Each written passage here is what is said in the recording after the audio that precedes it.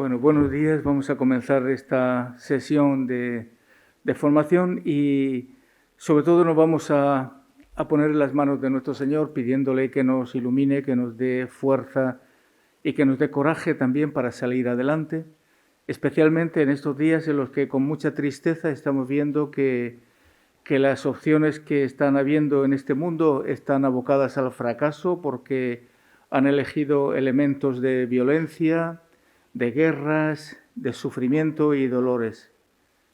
Y el tema es que poco podemos hacer nosotros, humanamente, pero sí que es verdad que hay algo que nos ayuda a tomar conciencia de nuestra realidad de creyentes, de fiarnos de Dios y de ponernos en las manos de nuestro Señor, que en definitiva es el que tiene la solución de tantas cosas, incluso de esta.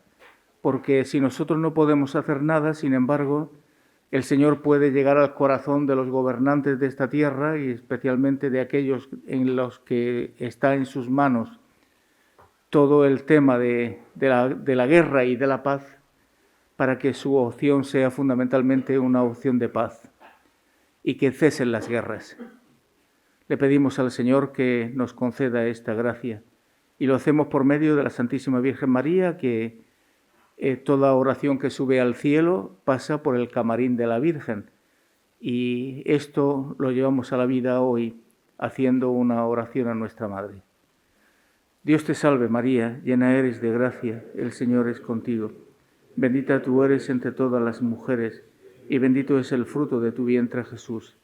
Santa María, Madre de Dios, ruega por nosotros pecadores, ahora y en la hora de nuestra muerte. Amén.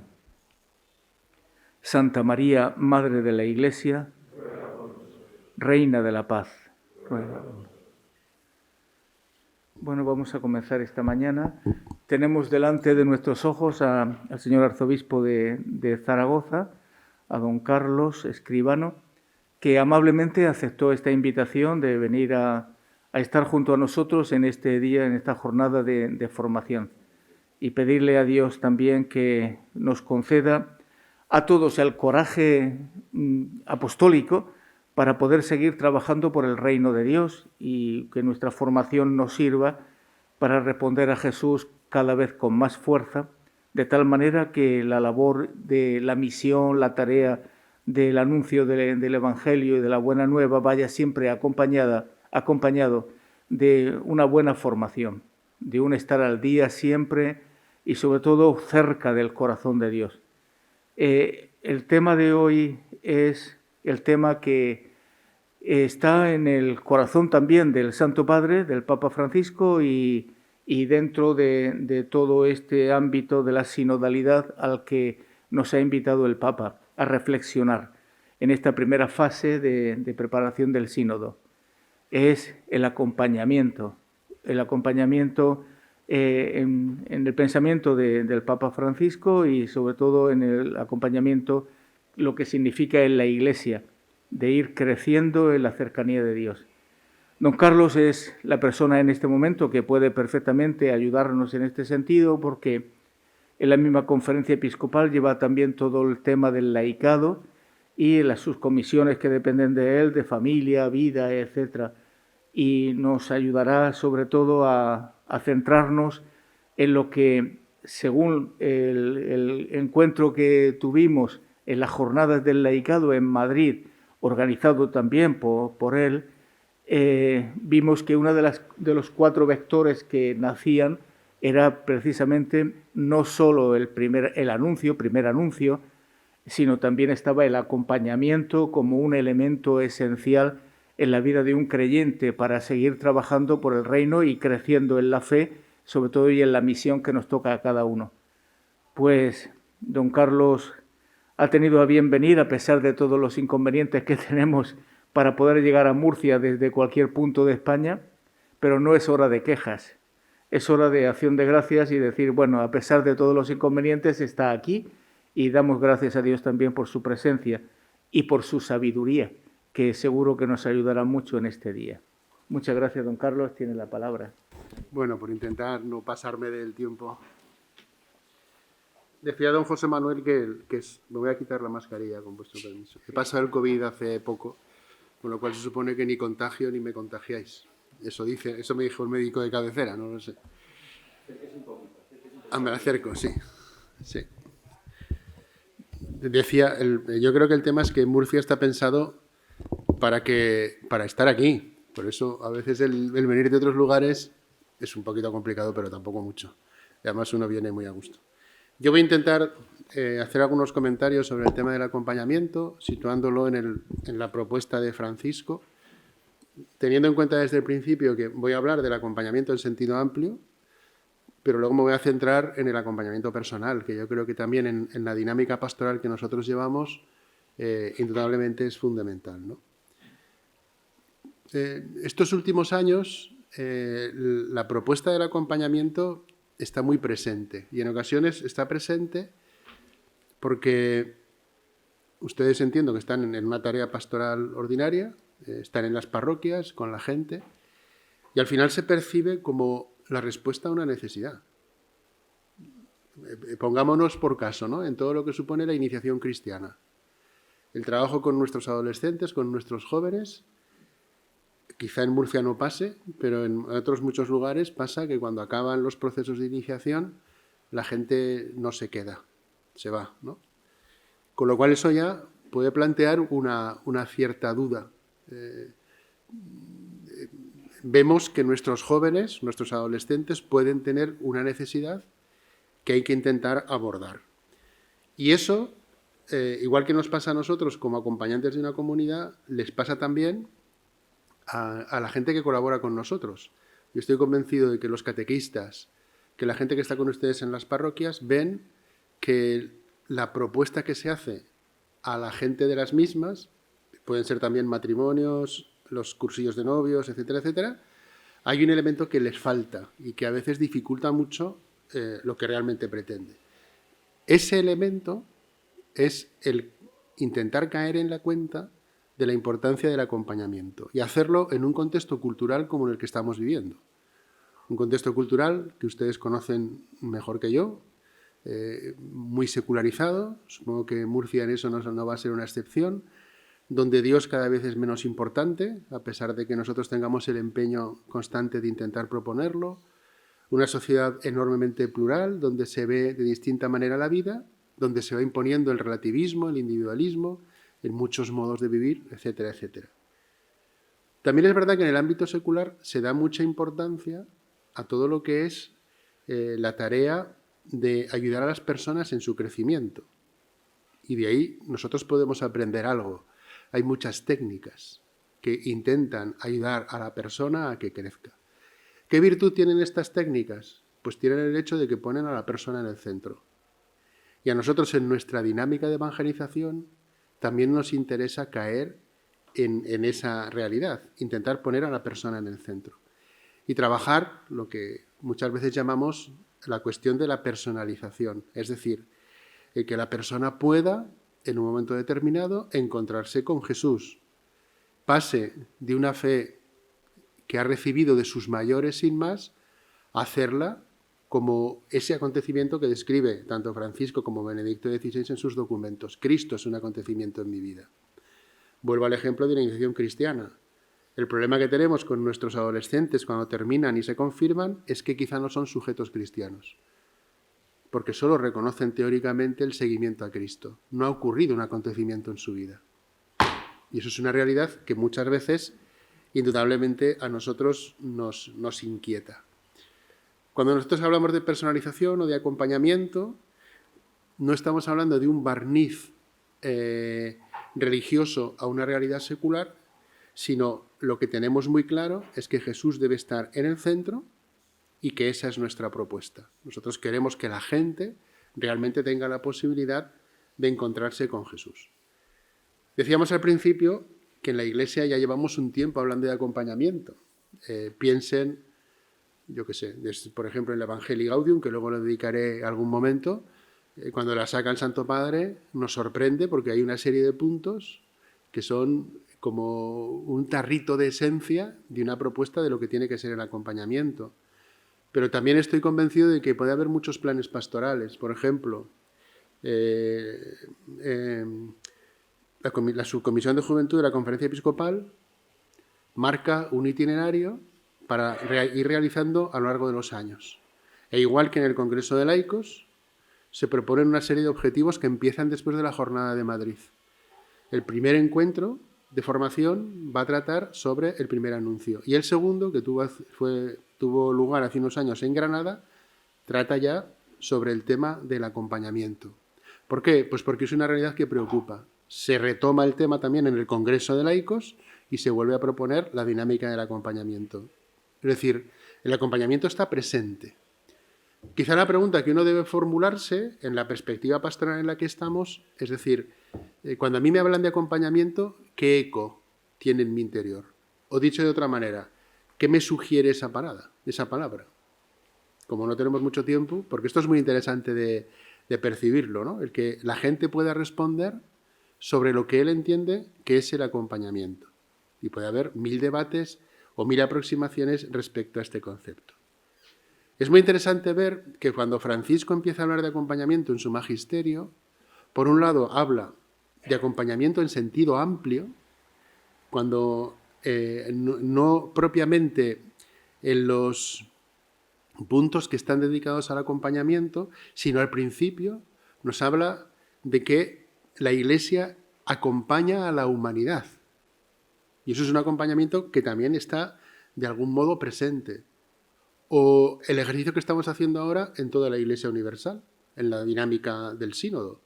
Si ustedes están participando en grupos sinodales, en sus parroquias, en sus comunidades, estarán viendo que es un proceso de acompañamiento desde la Iglesia Universal, a través de la Secretaría del Sínodo, las propuestas que se nos van haciendo, los criterios que nos van dando, se va acompañando ese proceso, y luego el acompañamiento que se hace en cada uno de los grupos con el horizonte de entrar en otra palabra que luego también nos adentraremos en ella, que sería toda la cuestión del discernimiento.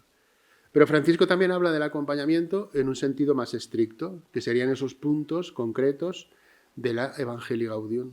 Más concreto en el sentido de que acota mucho lo que tiene que ser la dinámica del acompañamiento y en el fondo la dinámica de un acompañamiento que lo que busca es que la persona pueda encontrarse con Cristo y tomar una decisión vital, que es el seguimiento real de Jesús como su Señor, ¿no? Viene de atrás, ¿eh? Piensen que, por ejemplo, uno de los elementos que introduce Benedicto XVI en el debate, él cuando hablaba de la emergencia educativa, etcétera, etcétera, y hablaba de los temas de evangelización y educación, decía que en este contexto muchas veces a lo que tendemos es a caer en la cuenta de que se produce o que se debe tender a producir un encuentro de libertades. Por un lado, la libertad de la persona con la libertad, con el encuentro con Cristo, pero también del educador con el educando. Y ese encuentro de libertades, también refleja y describe muy bien lo que es una dinámica de acompañamiento, que es una cuestión que es bueno no olvidar. Bueno, en un contexto más de la dinámica sinodal, yo creo que es bueno subrayar 2 o 3 cosas, a ver si lo consigo hacer con rapidez para no cansarles excesivamente. Una primera es lo que les decía hace un momento, ¿no? Estamos en esa dinámica de acompañamiento dentro de lo que estamos viviendo en las fases diocesanas del sínodo, que luego se perpetuarán en la fase nacional, en la continental, en el sínodo que se celebrará en Roma respecto a la sinodalidad, etc. Al final es la comunidad eclesial la que hace ese acompañamiento. Y en los grupos que se han formado lo que se hace es promover la escucha mutua entre los miembros, la escucha al Espíritu Santo, y se lleva adelante un proceso de discernimiento comunitario para encontrar aquello que Dios quiere decirnos en este momento de la historia. Pero se hace en esa dinámica en la que somos acompañados, en un sentido amplio. También es muy interesante ver cómo ha ido evolucionando la cuestión del acompañamiento contemplando el sínodo de los jóvenes. El sínodo de los jóvenes marca un hito en la propuesta metodológica del Papa Francisco y yo creo que es bueno no olvidarlo. Es muy interesante. Yo, por la consideración que tuvieron mis hermanos obispos conmigo, tuve la enorme fortuna de poder participar en el sínodo de los jóvenes, que eso es una gracia, porque es un acontecimiento de Iglesia en el que indudablemente aprendes muchísimo. Y el Papa nos iba introduciendo en esa realidad en la que nos iba haciendo propuestas sobre lo que tiene que ser la realidad sinodal. Piensen que ahora estamos muy inmersos en esta fase diocesana, pero cuando se trata de la realidad del sínodo de los jóvenes, también es un proceso largo. Un proceso que empieza en el año 2016, cuando se anuncia el tema del sínodo, y que va caminando hasta el año 2019, que es cuando el Papa edita la Christus Vivit. En ese contexto hay un montón de elementos que van configurando un camino sinodal, que en aquel momento, igual que ha ocurrido en los sínodos precedentes, pero cada vez de una manera más acentuada, iban marcando un camino. Desde el documento preparatorio, el instrumentus laboris, la asamblea sinodal como un momento de discernimiento comunitario, la redacción del documento final, el seminario internacional que hay previo para tratar cuestiones sobre los jóvenes, el cuestionario online que en aquel momento se hace y que tiene muchísimas aportaciones. El proceso en sí ya se convierte en camino y en método de acompañamiento. Toda esa realidad forma parte de ese proceso. Entonces, lo que importa es cómo hemos sido capaces de hacer juntos ese camino. Yo recuerdo que una de las dinámicas del aula sinodal era el poder compartir cosas que los otros escuchaban para juntos escuchar al Espíritu. Con lo cual había un acompañamiento de manera espontánea. En una iglesia que tenía una percepción sinodal, ustedes recuerdan que en el aula sinodal de los jóvenes había un número muy considerable de jóvenes que tenía la misma posibilidad de hablar que cualquier padre sinodal. Todos teníamos 4 minutos, interveníamos y cuando había 4 o 5 palabras se guardaban unos minutos de silencio para intentar acoger aquella propuesta que se nos había hecho. Bueno, esa realidad yo creo que es en ese sentido muy importante. Hacía referencia a los 2 documentos del sínodo. Por un lado el Instrumentum Laboris y por otro lado el documento final. ¿Por qué es importante el no perderlos de vista? En primer lugar, porque hay que leerlos en continuidad. Si ustedes quieren trabajar el tema del acompañamiento, hay que partir de Evangelii Gaudium en la propuesta de Francisco, pero el Instrumentum Laboris y el documento final, así como la Christus Vivit, pero sobre todo el Instrumentum Laboris y el documento final tienen bastantes puntos sobre el acompañamiento y además planteados de una manera complementaria, que eso también es muy importante. Hay una complementariedad, hay una evolución en la que se ve el discernimiento que ocurre en el aula sinodal. En el Instrumentum Laboris se elabora con una escucha de 2 años en todas esas propuestas que les hacía mención hace un momento y, sin embargo, el documento final se consigue concretar en el trabajo que hay en el aula sinodal. En el aula sinodal el trabajo es muy intenso y el Papa desde el principio lo que hace es proponernos que elaboremos un documento articulado, no una serie de proposiciones. Con lo cual eso es muy complejo, porque ya no es que vayamos haciendo propuestas que luego se votan, hay que redactar un documento en un mes, con más de 400 personas en el aula sinodal. Ustedes imagínense la complejidad que tiene eso, ¿no? Pero bueno, ahí se produce un discernimiento comunitario, y ese discernimiento comunitario al final se plasma en una propuesta. Un elemento muy importante después de lo que ha sido todo ese ejercicio es el hecho de que tiene que darse una fase en la que se produzca la acogida de esa propuesta. Y ahí entramos en un elemento que en ocasiones nos ocurre en la Iglesia, que es la pastoral del billar. Que cuando jugamos al billar, al americano, ¿no? O bueno, al de las 3 bolas, el francés, no sé cuál es ese. Tú metes la bolita en el hoyo y te quedas sin la bolita y tienes que sacarla para volver a jugar. Y eso a veces nos pasa con la realidad pastoral. ¿Cuál es el problema, por ejemplo, del sínodo de los jóvenes con toda la aportación, con toda la propuesta del acompañamiento o del congreso de laicos? Que podemos hacer con ellos la pastoral del billar. Es decir, se mete en el agujero y ya necesitamos otra cosa para, esta expresión es muy cruel, para entretenernos pastoralmente. No, o sea, hay que desarrollar. No cabe la pastoral del billar. La propuesta del acompañamiento, la propuesta de la sinodalidad, la propuesta de la pastoral con los jóvenes tiene que seguir siendo desarrollada con el tiempo. ¿Por qué los jóvenes son importantes? A veces los elementos que pueden parecer anecdóticos son enormemente significativos. Cuando se está elaborando toda la temática del sínodo, se encuentra con el hecho de caer en la cuenta que los jóvenes no piden ni ser instruidos, ni que les dejen en paz, algunos lógicamente sí, mira, no quiero nada saber, no dejarnos en paz, ni que les organicemos algo. Lo curioso que piden los jóvenes en aquellos elementos preparatorios, en aquellas jornadas, incluso el presínodo de jóvenes que se celebra en Roma, lo que pide es que la Iglesia camine con ellos, es decir, que la Iglesia les acompañe. Y ese era un sentimiento compartido que de alguna manera se proyecta también sobre el aula sinodal y entiendo que debe proyectarse también sobre la Iglesia en general. Es decir, no se trata tanto de ver cómo podemos hablar a los jóvenes, sino de ver cómo podemos hablar con los jóvenes. Y fíjense que ese elemento, que puede parecer meramente anecdótico, es el que ha determinado el momento eclesial en el que ahora estamos. Es muy curioso porque en el aula sinodal el tema del sínodo va apareciendo y va paulatinamente precipitando. Y en esa precipitación es donde se fragua el momento en el que estamos ahora. Es decir, aquella realidad que los jóvenes ven, de alguna manera lo que hace es inundar la realidad de la Iglesia. El sínodo, si ustedes se acuerdan, lo que pretendía era poder acompañar a los jóvenes para que pudiesen hacer su discernimiento, un discernimiento en concreto, un discernimiento pastoral, el cómo poder hacerlo. ¿Qué es lo que se encuentra en la Iglesia? La Iglesia se encuentra con el problema de que ese discernimiento que queremos que hagan los jóvenes en ocasiones se dificulta porque la Iglesia misma no termina de hacer sus propios elementos de discernimiento. Es como si hubiese una cierta deuda de discernimiento eclesial. Y ese discernimiento la Iglesia tiene que abordarlo para poder afrontar con sabiduría y con prudencia el momento actual que nos está tocando vivir. Por eso es el planteamiento de una Iglesia distinta, que está en el trasfondo del sínodo. Cuando tú contemplas a los jóvenes que ves que tienen mucha dificultad para discernir, entiendes que quizá esa dificultad se extiende a toda la Iglesia.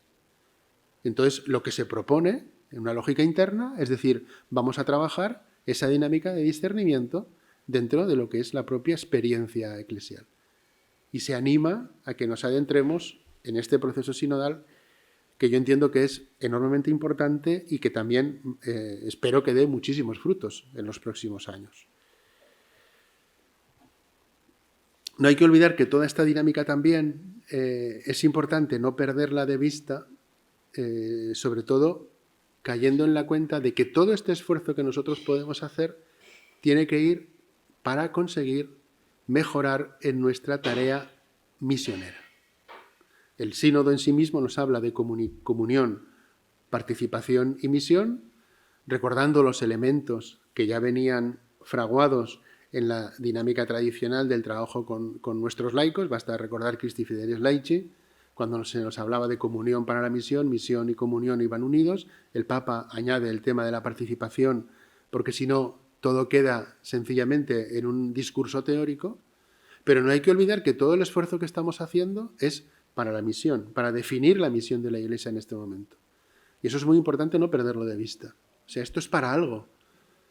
Es para algo. No solo es para un recrearnos internamente, porque si no, corremos el riesgo de caer en un proceso, no digo de autocomplacencia, porque no se trata de eso, pero quizá de observarnos excesivamente a nosotros mismos y olvidar que todo lo que estamos haciendo es para conseguir hacer una propuesta de misión conforme a la realidad que tenemos delante y que indudablemente para nosotros tiene que ser un estímulo y tenemos que ver cómo podemos hacerlo. Bueno, no voy a entrar mucho más. Sí recordar una cosa, cuando la Evangelii Gaudium en esos puntos que desarrolla va hablando del tema de los acompañantes y del acompañamiento, habla un momento, aunque luego me diré alguna cosita más al respecto, es que habla de los acompañantes que tienen que ser personas cualificadas, tienen que ser personas competentes. No solo tienen que ser personas eficientes y efectivas, sino que sean capaces de generar fraternidad. Y bueno, yo creo que ese elemento es muy interesante considerarlo, luego entraré más en él, en el que es verdad que tenemos que tener personas que sean capaces de realizar ese proyecto, que yo lanzo una primera pregunta, ¿no? Yo la estoy lanzando ahora en la Archidiócesis de Zaragoza, porque el problema que tenemos es que si queremos trabajar desde el Congreso de Laicos, desde la experiencia sinodal y desde la pastoral con jóvenes y con familias, todo el tema del acompañamiento, el problema es que en ocasiones no tenemos acompañantes. Es un primer problema. Y un segundo elemento es que, además de esas personas competentes, y ese es el reto, hay que generar estructuras adecuadas, eficientes, luminosas y fraternas que permitan introducirse en la dinámica de acompañar. Es decir, tengo que tener personas, pero también la dinámica y la organización pastoral de la diócesis tiene que llevar a que se produzcan procesos de acompañamiento. Si no, es muy complicado. Y si no, una de las bazas que tienen que ser fundamentales en nuestra acción pastoral quedan un poco, de algún modo, en menoscabo, ¿no? De lo que se trata, en definitiva, es no solo, y esto también salía en el Sínodo de los Jóvenes, no solo de valorar qué estamos haciendo, porque nos podremos llevar al engaño, es decir, como nosotros tenemos dinámicas de acompañamiento, ya vale, sino cómo lo estamos haciendo. Estoy convencido que quizá ustedes, aunque solo sea por el título de la charla, y tienen gente con procesos de acompañamiento en sus comunidades, y han venido por eso, ¿no? Es decir, y yo estoy acompañando gente en mi parroquia y hago lo que... Pero si uno se para a pensarlo, entenderá que eso no basta, aunque es muy importante, ¿eh? Hace falta estructuras que realmente nos ayuden a que esos procesos y esas propuestas de acompañamiento realmente pues, puedan llegar a nuestra gente. Bueno, voy a intentar responder a una pregunta que yo me autoformulo, sobre todo, ¿qué es acompañar? Desde una dinámica de lo que es el acompañamiento más en una dimensión personal o un acompañamiento espiritual, que yo creo que es también interesante clarificarlo, porque es muy importante.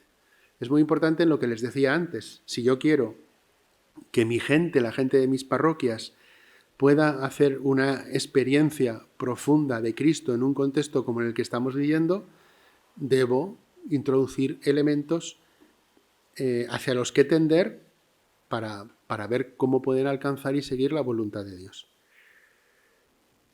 Acompañar o el acompañamiento, en el fondo, es siempre un proceso.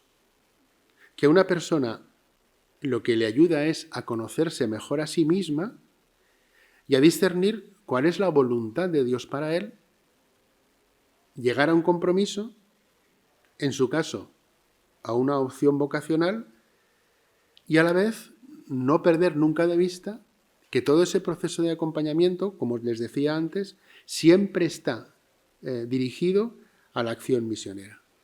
O sea, yo cuando soy acompañado, en el fondo, a lo que tengo que tender es a un encuentro personal de amor con quien sé que me ama. Y eso el acompañante y el acompañado tienen que tenerlo en su horizonte. Es un camino que va a requerir tiempo. El acompañante se va convirtiendo en un bastón para esa persona. No voy a hacer la pregunta porque no. Pero cuando yo tuve que hacer la ponencia final en Granada, con el encuentro de jóvenes, y recuerdo que en un momento determinado lanzamos la pregunta, era como una charla interactiva, de tal manera que la gente podía, con el móvil o no me acuerdo cómo era, podían contestar. Y yo al auditorio les pregunté, ¿de ustedes o de vosotros cuántos estáis acompañados? Y eran los responsables de la pastoral juvenil de las diócesis, de las congregaciones, de los movimientos, de las asociaciones de toda España. Había unos 600. Menos del 40% tenían acompañante. Con lo cual, si tú no tienes acompañante, es muy difícil el que puedas decir que el acompañante para ti es un bastón, porque no tienes esa experiencia. Y a lo mejor lo que no sabes es ser bastón de las personas acompañadas. Es importante, por un lado, el acompañamiento espiritual, el acompañamiento personal, pero también es muy importante el acompañamiento en grupo. Hay grupos de fe, grupos de vida, en los que yo también puedo ser acompañado. Y eso me aporta mucho en la tarea en la que me hace vencer mi propia soledad. La experiencia nos dice que muchas veces cuando uno camina solo, como creyente, el riesgo que corre es que puede desorientarse. Y no tiene claro hacia dónde caminar. Siempre el autor del proceso es Dios, eso es muy importante no perderlo de vista y caer en la cuenta que lo que queremos es que Dios actúe en nuestra vida. ¿Qué es lo que hace el acompañante? Ayudar al acompañado para que sea capaz de vislumbrar el paso de Dios en su vida. El acompañante no le dice al acompañado lo que tiene que hacer, eso lo saben ustedes mejor que yo, porque ustedes acompañan. El obispo acompaña menos, acompaña genérico. Pero una de las tareas más bonitas del cura es seguir procesos de acompañamiento, donde tú vas viendo cómo actúa Dios en la historia y actúa hoy. Y tú eres un espectador privilegiado que puedes compartir con la gente cómo Dios va actuando. Pero Dios no eres tú. Dios es Dios. Y eso es bueno no perderlo de vista. ¿Para qué acompañamos? Pues acompañamos con la idea de que la persona pueda realmente encontrarse con el Señor. Pero encontrarse con el Señor, insisto, no hay que perderlo nunca de vista. Al final es un servicio para la misión evangelizadora. No estamos solo en una propuesta de autorrealización aislada. Estamos en una propuesta en la que yo asumo que, conociéndome, puedo llevar adelante una tarea de evangelización. ¿Qué es lo que pretendo yo en el acompañamiento? Habría como 3 principios. Lo primero que busco es el autoconocimiento. O sea, el que yo sea capaz de conocerme a mí mismo. Quién soy, cómo actúo, cómo me influyen las cosas, cómo quiero ser. El autoconocimiento. Un segundo elemento, conocer más en profundidad a Dios y a su voluntad, para mi vida, para el mundo. Conocerlo más, para amarlo más, para seguirlo, para servirle en los hermanos. Y un tercer elemento sería el progreso, el crecimiento, que hace que yo vaya incorporando elementos que realmente me permiten concretar en mi historia personal eso que voy descubriendo. Crecer en amor, crecer en sabiduría, fortalecer mi vocación, aspirar a la santidad, buscar la felicidad. Todos son elementos que van configurando y que van enriqueciendo mi experiencia en una propuesta de acompañamiento. Las dimensiones que deben ser cuidadas, pues en el fondo lo que hay que hacer es cuidar todas las dimensiones de la fe. Cuando yo trabajo con una persona a la que quiero acompañar, es muy importante que yo le ayude a descubrirse con un espíritu constante de conversión. Es decir, me interesa mucho que te abras y dejes a Dios que tome la iniciativa de tu vida, cambiando lo que tengas que cambiar. Pero lo tendrás que descubrir tú. Un segundo elemento es que tienes que ser consciente de tu propia realidad.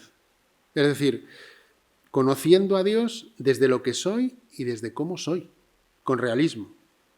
El realismo no nos hace bajar los brazos, sino conocernos sin generar ficciones sobre nosotros mismos. O sea, no podemos instagramizar nuestra vida. Instagram muestra lo que no es, habitualmente. Muestra el retrato de una realidad que es ficticia. Y yo puedo, piensen sobre todo en los jóvenes, que muchas veces el joven está instagramizado por concepción mental. El ofrecerle también esa dimensión que tiene que ser transformadora y liberadora.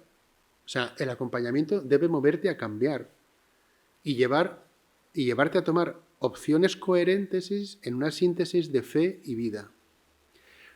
Tiene que hacerte caer en la cuenta de que necesitas a la comunidad, que necesitas el grupo, que necesitas a tu parroquia, tu grupo de fe, tu grupo de vida, gente con la que puedas compartir esa que estás realmente descubierto.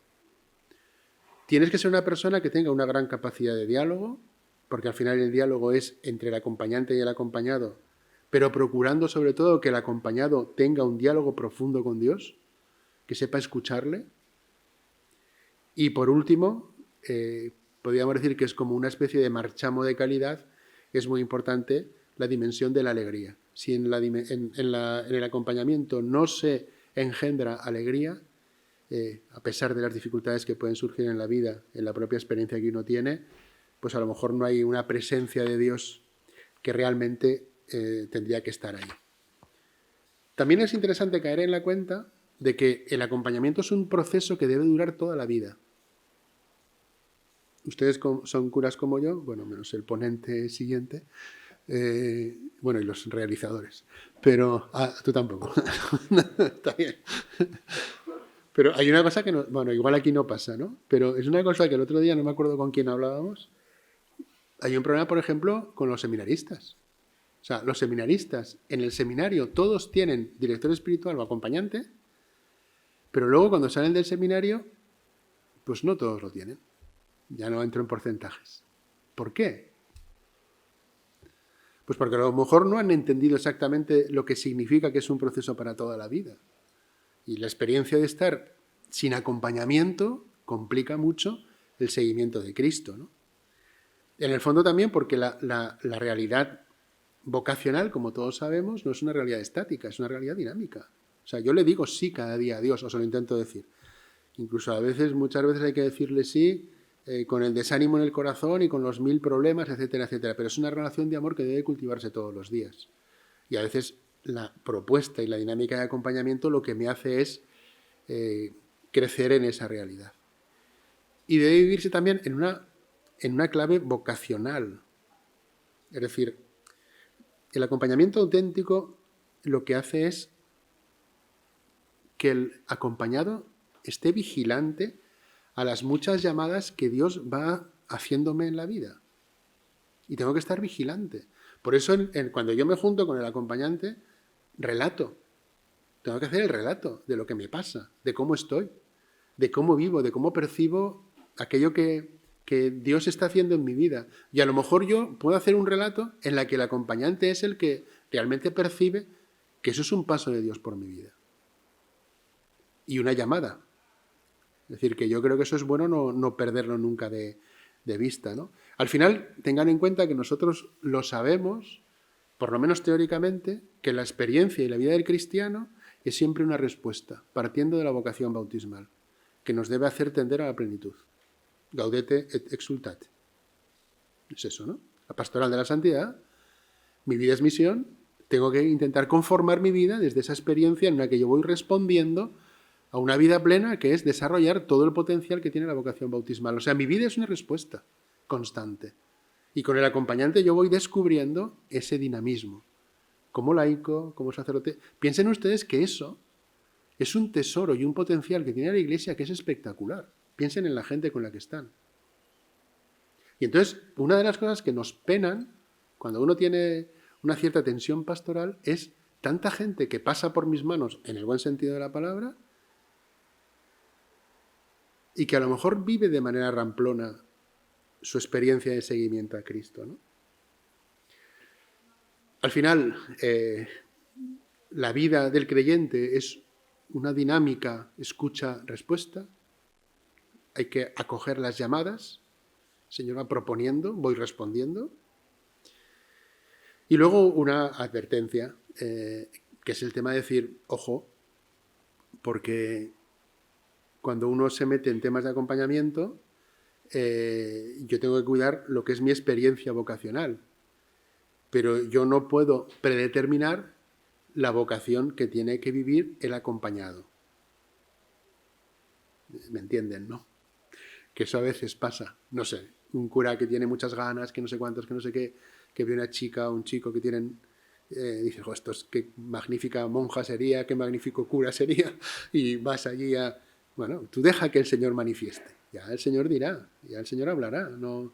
pues si ya no tiene vocación, ya no me interesa acompañarle. No, es que no, tú lo acompañas por lo que le acompañas. Y eso es importante no perderlo de vista, ¿no? Les propongo también una cosa que es interesante, partiendo de la Evangelii Gaudium. Lo voy a enunciar, a ver si lo consigo enunciar brevemente, porque quiero deciros alguna cosa más, que es un pequeño decálogo que se hizo en su momento sobre el acompañamiento en la Evangelii Gaudium. Algunos de ustedes lo conocerán. Porque me parece muy interesante y resume muy bien lo que es esa dinámica de acompañar, desde una perspectiva como la que nosotros, o la que yo estoy intentando comunicarles, ¿no? Por un lado, acompañar desde una mirada cercana. Está en los puntitos que tiene el Evangelii Gaudium, que hablan sobre el acompañamiento. Está en el 169 y siguientes. O sea, es una mirada comprometida con la otra persona. Que en el fondo lo que yo quiero es que se produzca el encuentro personal con Jesús. Acompañar también es un acompañamiento que tiene que ser integral, atendiendo a la dimensión espiritual, a la dimensión pastoral y a la dimensión educativa. Es decir, ¿qué está haciendo Dios en tu vida y qué espera de ti? Dimensión espiritual. ¿Cuál es tu sitio en la iglesia y en el mundo? Dimensión pastoral. Y todo en clave de crecimiento, que sería la dimensión educativa. ¿Cómo voy aportándote cosas y cómo tú las vas recibiendo para poder crecer en la fe? Es decir, el acompañamiento también tiene una metodología en la que hay que acertar. La entrevista, los objetivos, hay distintos métodos para poder hacerlo, pero es muy importante cómo se va concretando esa propuesta de acompañarse, ¿no? De acompañar. Un tercer elemento sería la capacidad de acompañar, acercándose a la persona siempre desde el respeto y la reverencia. Francisco dice que acompañar es un arte. Es un arte. Y ciertamente, si ustedes tienen experiencias de acompañar o de ser acompañados, lo saben. Y a veces es un arte muy complicado. Pero es un arte. Y el acompañante, además, es como el buen samaritano. Es capaz de, ante tu necesidad, no pasar de largo. Y te ayuda a descifrar la necesidad que puedes tener en un momento determinado y la intenta iluminar. Acompañar es acercar siempre a la persona más y más a Dios, caminando desde esa perspectiva individual y caminando con esa comunidad que le acompaña, que está con él. El acompañante tiene que estar siempre acompañado. Es decir, es muy difícil poder acompañar cuando uno no tiene acompañante, lo que les decía antes de Granada. No estamos ante una dimensión teórica, estamos ante una dimensión que también es experiencial. Yo tengo que ver las dificultades que tengo en ocasiones para discernir en mi vida la acción de Dios en ella. Porque eso es lo que me ayudará a ver las dificultades que tienes tú, joven o adulto, cuando no terminas de ver con claridad lo que Dios te está proponiendo. Si es que a mí me pasa igual. Y hay momentos en que hay que hacer discernimiento. O uno tiene un estancamiento en la vida espiritual y tiene que ver cómo realmente puede adentrarse en esto, ¿no? Los acompañantes tienen que conocer los procesos de la persona, es decir, somos capaces de ponernos en lugar de la otra persona, ser prudentes para que descubran el plan de Dios para su vida, no juzgar nunca a la persona, sino intentar entender el momento en el que la persona se encuentra, aunque a veces el juicio pueda salir de manera espontánea. Ser pacientes, saber acoger al acompañado. Si han tenido seguramente experiencia de acompañamiento de jóvenes y más de los jóvenes de hoy en día, cuando tú tienes la conversación con un joven, pues a lo mejor el 70 o el 80% es parva. Te meten ahí unos rollos que te funden, o sea, es una cosa que no tiene ningún interés. Pero en ese desinterés es donde esa criatura manifiesta la presencia de Dios como un joven puede manifestarla, ¿no? Pero claro, a ti que... Bueno, en fin, eso, me entienden perfectamente, ¿no? También el tema del sigilo en el acompañamiento es muy importante, que nunca se vea traicionado ese poder compartir y que siempre sea una dinámica que lo que hace es, y ven que esto insisto de manera constante, en acompañar para la misión, acompañar para la evangelización. O sea, el acompañado es encontrarse con Cristo para poder proponer el Evangelio. El acompañante tiene que tener siempre un sentido comunitario, es decir, por un lado, tengo que tener la capacidad de ofrecer lo mejor de mí mismo y por otro lado, caer en la cuenta de que necesito a los demás. Y eso es interesante tampoco no perderlo nunca de vista. El que siempre el acompañante debe proponer la presencia de Dios, no caer en el colegueo o en cosas peores. El acompañante debe, en un momento determinado, saber corregir y ayudar, a veces haciendo frente con el acompañado al cansancio, al desánimo, a los obstáculos, y que siempre se viva desde una experiencia de acción misionera. Una consideración sobre la misión de acompañar, sobre quién tiene que acompañar. Los acompañantes pueden ser sacerdotes, religiosos, religiosas, pero también pueden ser laicos, lógicamente. Y hay acompañantes laicos que lo hacen fantásticamente bien. También en el acompañamiento amplio la familia muchas veces toma esa tarea de acompañante, los maestros, los catequistas. Yo creo que en muchos ámbitos que existen, otra cosa es que seamos capaces de concretarlos y de adivinar por dónde tenemos que hacer ese acompañamiento.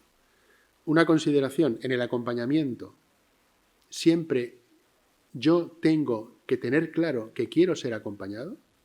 Esto es como la formación permanente, que es nuestra lucha constante siempre, ¿no? Si uno no quiere ser formado, pues ya puedes, da igual, tengo que optar yo por ser acompañado. Si no, nunca lo seré. Y tengo que tener claro que es una cuestión que me va a aportar mucho para poder conseguir la presencia de Dios en mi vida. Hago un breve apunte pastoral que me parece importante. Es decir, ¿cómo puedo incorporar yo el tema del acompañamiento en mi parroquia? Entiendo que la mayoría de ustedes eran párrocos. ¿Cómo poder hacerlo, ¿no? De un modo natural. Uno tiene que mirar a cómo tiene organizada habitualmente la parroquia. Yo tengo la parroquia organizada, yo no tengo parroquia ahora, pero yo tenía mi parroquia organizada pensando en los ministerios que se ejercen, o sea, en las funciones. Mis catequistas, mi grupo de liturgia, mi grupo de cáritas. Con lo cual, lo que yo hago es proponer una formación concreta para el ejercicio de un ministerio. Y suelo organizar así la parroquia. Está bien, está bien. Entonces, ¿a quién acompaño? Pues a lo mejor alguna persona que me lo puede solicitar. Pues a lo mejor esa catequista buena, ese señor de Cáritas que lleva toda la vida y vive la caridad con tal y me pide dirección espiritual. Bueno, está bien, todo eso está bien. Lo que pasa es que a lo mejor hay que repensar el cómo organizamos nuestras comunidades para darles una vuelta, ¿no? Es decir, a veces yo me olvido de la gente que tengo en mi entorno más inmediato. Yo ahora hablo de mi experiencia propia, Posiblemente ustedes que están en la batalla lo tengan organizado de otro monero. Yo recuerdo la denuncia que te hacía a veces tu propia gente, que me decían que yo practicaba la pastoral del limón. En tierra de secano, ahí no hay limones, ¿no? Pero la pastoral del limón es que tú coges a la gente y la exprimes, como un limón. Y me decían, nos exprimes mucho y nos das poco. Hombre, les daba la Eucaristía, el centro de la misa, no sé cuánto, no sé qué, les daban formación específica para el ministerio, pero no les ayudamos a que aspirasen realmente a lo que tenía que ser la vida plena. Y yo creo que ahí está uno de los grandes retos en la acción evangelizadora. Es decir, yo tengo que intentar que la gente que está con nosotros, gaudete e exultate, haga experiencia real de vivir plenamente la vocación bautismal. Y tengo que conformar mi parroquia de tal manera que la gente descubra cómo hacerlo. Porque eso me permitirá, en primer lugar, incorporar un acompañamiento grupal.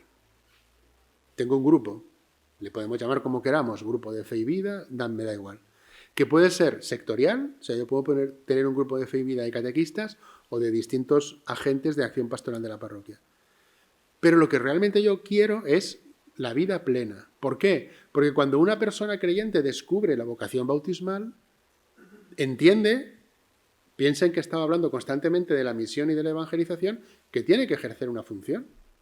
Con lo cual yo llego al mismo sitio, a que la gente de mi parroquia ejerza una función. Pero los caminos son diversos. Si yo voy por este camino, me pierdo todo lo que puede ser la dinámica de la vida plena en la que él descubre que tiene que ejercer una función. Y en esa dinámica de la vida plena es cuando yo incorporo el acompañamiento grupal y, en su caso, el acompañamiento personal. Y eso yo entiendo que puede renovar profundamente la vida parroquial y que puede ayudar mucho también al cura a caminar con su gente para que la gente pueda llevarla a cabo y ser consciente de lo mucho que le aporta. Voy a intentar aterrizar, voy a telegrafiar para no pasarme el tiempo excesivamente. Puede haber dificultades para el acompañamiento personal. Puede haber dificultades. Algunas son del acompañante. Algunos no se deciden a acompañar sencillamente porque nunca han sido acompañados. O porque tienen una experiencia del acompañamiento que no les aportó gran cosa, con lo cual no acompañan y no lo tienen en su horizonte. Y no lo tienen a la hora de construir la vida de los laicos que Dios ha puesto en sus manos. Y en estos momentos yo entiendo que eso es un gran déficit. Es un gran déficit. Otros Y a lo mejor eso es una dosis de realismo y de prudencia, pues porque entienden, y es verdad, que están tocando terreno sagrado de la persona y eso produce un gran vértigo. Si ustedes tienen experiencia de acompañar, hay veces que es verdad que da vértigo, ¿no? Porque te encuentras con situaciones, a veces dramáticas, pero a veces de presencia, ¿eh? O sea, a veces Dios hace presencia de una manera que es impresionante. Y uno se queda, ¿no? Y dices, te quedas pequeñito. Ustedes les pasará, pues a mí me pasaba, de obispo me pasa menos, para que no nos vamos a engañar. Pero de párroco me pasaba, ¿no? Es decir, yo soy consciente de haber enterrado gente que eran santos. O sea, que cuando tú estabas hablando con ellos, o sea, habría un horizonte que era impresionante, ¿no? Que no sabes cómo manejar esa situación, ni cómo, ¿no? Es impresionante la fuerza que Dios tiene en sus hijos, ¿no? Otros, cuando empiezan a acompañar, entienden que no pueden falsear la propuesta que hacen. Y se desaniman porque cuando empiezas a acompañar, el primer exigido en el acompañamiento eres tú. Eso pasa como cuando a la gente en la parroquia le pedimos que nos ayuden. Los primeros que van a salir beneficiados son ellos mismos. Eso pasa muchas veces con los matrimonios que te vienen a dar cursillos de novios, ¿no? Formas el equipo, los primeros beneficiados son los propios matrimonios, porque empiezan a vivir con mucha más intensidad el don que han recibido, ¿no? La vocación que tienen.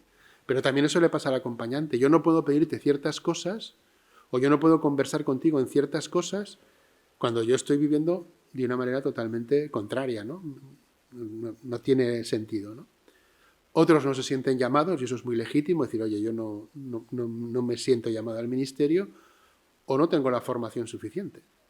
Que también a veces es bueno ser, en ese sentido, discreto y humilde, decir, mira, no.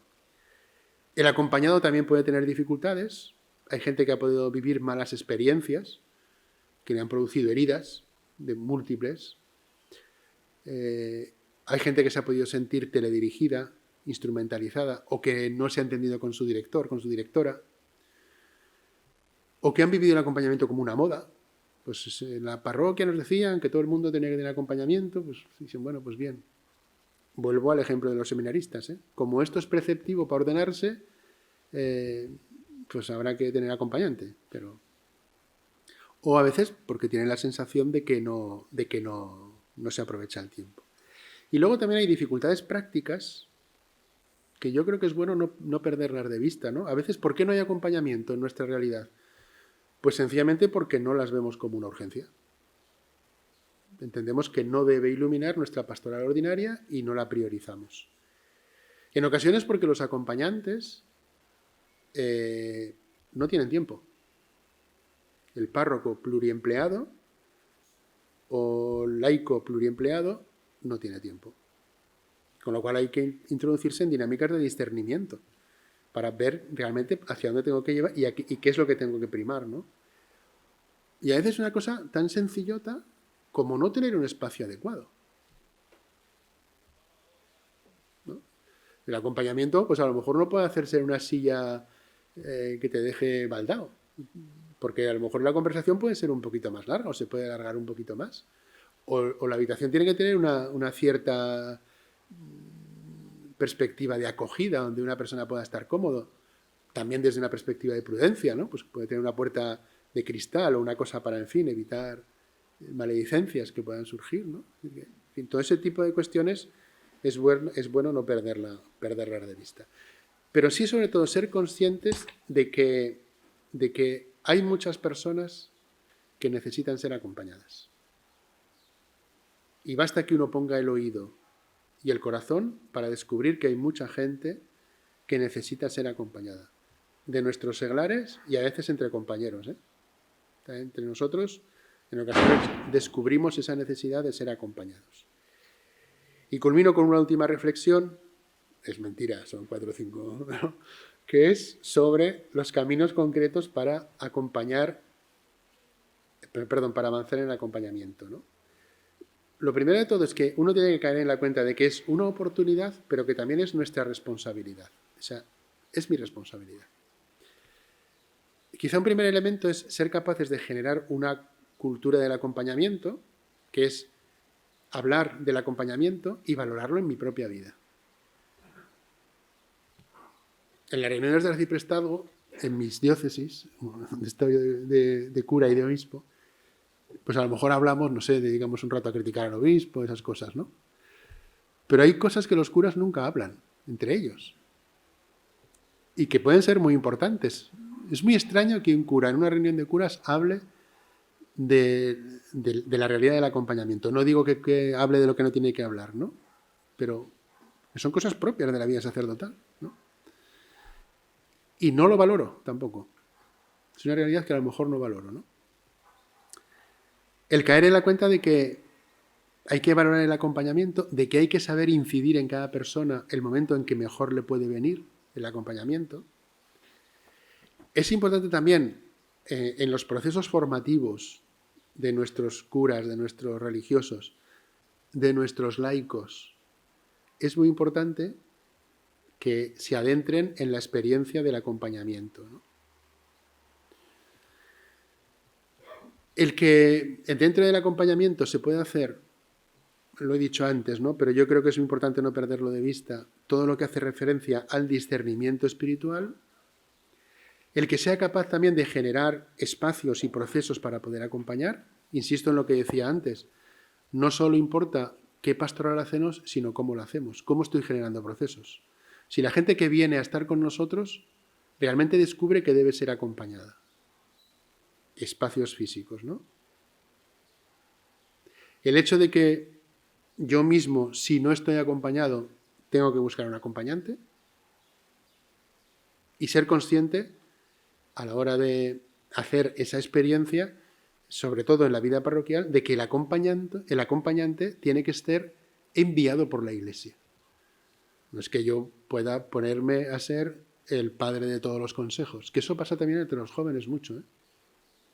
Yo solo estoy viendo en Zaragoza que hay jóvenes que tienen un cierto liderazgo y con una formación excesivamente escasa se convierten en referentes, ¿no? Y está bien que se conviertan en referentes porque tienen que ser evangelizadores entre ellos, pero a lo mejor tienen que incorporar elementos para hacer un acompañamiento adecuado y para ser acompañante tiene que ser enviado por la Iglesia. Es una cuestión que no es menor, ¿no? Y luego la coordinación del trabajo. Es decir, no hay departamentos estancos. Todo lo que es la pastoral juvenil tiene que estar asociada a la catequética, a la vocacional, a la universitaria, a la familiar. Y en todos esos elementos hay dinámicas de acompañamiento. Pensar que las congregaciones y las asociaciones, los movimientos y asociaciones, habitualmente su ADN tienen ya metida la dinámica del acompañamiento. Que a veces la vida parroquial no la tiene y sin embargo los movimientos lo tienen metido. El acompañamiento grupal casi todos. Y muchos de ellos tienen también el acompañamiento personal. Y a mí me decía mi padre, del que sabe aprende, porque ahorrarás mucho camino, ¿no? Entonces hay realidades en las que ya está de alguna manera metida. Y luego algún servicio, las escuelas de acompañantes, cuando les hablaba antes de lo de Granada, y al ver aquel panorama, es verdad que se empezaron a poner muchas escuelas de acompañantes en diócesis o en provincias eclesiásticas, cuando las diócesis son muy pequeñitas, pero que son necesarias. Tiene que haber una escuela para que la gente aprenda a acompañar. Y luego también ser capaces de crear espacios para compartir, mesas, donde yo no debato los casos, por supuesto, pero sí que puede haber un intercambio de buenas prácticas entre nosotros. Bueno, terminaría diciendo que yo creo que el acompañamiento es un signo de los tiempos, es una realidad de la pastoral en estos momentos, y si mis palabras sirven para que cuando menos se pueda volver a hacer un replanteamiento de cómo lo estamos abordando, bueno, pues bendito sea Dios. Pero yo les animo, entiendo que ya lo tienen cogido y desarrollado, a seguir profundizando en lo importante que es la capacidad de acompañar, el cómo podemos hacer ese acompañamiento, especialmente a nuestra gente de nuestras parroquias, a nuestros laicos, y brindarles esos espacios porque realmente les van a hacer vivir de un modo más radical su seguimiento de Cristo. Y hasta aquí, que si no ya me paso de la hora.